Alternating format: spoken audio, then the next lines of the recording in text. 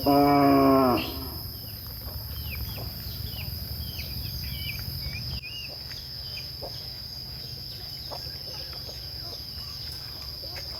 ยดีจ้าพี่น้องทักทายสบายดีเด้อมื้อนี้ก็ออกมาสวนจะมาเลี้ยงงัวบรรยากาศยามแรงพี่น้องงัวก็ห้องน้ำบุเจ้าอยู่หม้ออยู่เมื่อคืนนี่ก็ฝนตกลงมาบ้าแห้งๆพี่น้องโดยลูก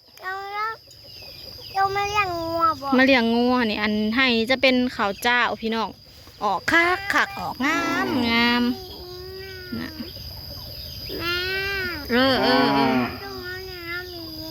เคมันให้ใหญ่พัดว่าบอกให้นี่นะเอาเขาในกระสอบในห้องซีนี่ออกคักเขาเจ้านี่น้องจ้าฝนตกลงมา2 คืนเขาก็เลยสีหนาวเนาะขั้นมันบ่ตกลงมาอีกอะของใครแดดแบบนี้มันยัดเขาหนาวกับปานนั้นสบายดีน้องมะนาวเปิดกล้องมาทีไรกินขนมตอนนั้นเลยโอ้ขำแรงมาเป็ดไก่แซวสะพี่น้องเอ้ยอยู่ชวนดีแต่ว่าหน้าเฮากับน้ำท่านละเต็มจะหงจะเกลือพี่น้องเลยตกลงมา2 คืนก็คือตื่นเช้ามากับบกบดหงแต่บอลมันคอยมันต่ำนี่แหละถ้ามันแดดก็คือสิบเป็นยังคะแนนจะโตหืมลายมืออะไรคือเขาจับนี่พอดีงามออกงามคัก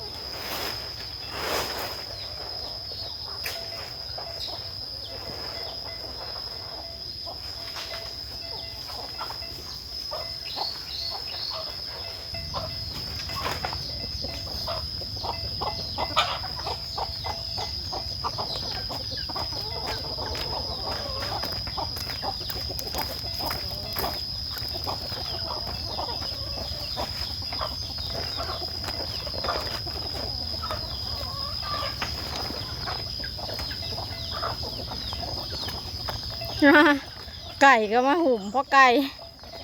มะนาวไก่ก็แตกจุดชวดไก่คือลายแต่ลูกไก่คือลายแท้ไก่เลี้ยงใหม่เนาะ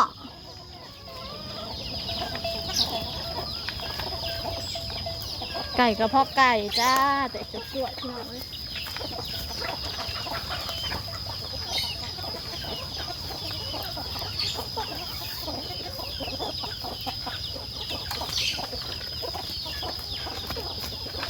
ไปแกะเพิกมาก่อน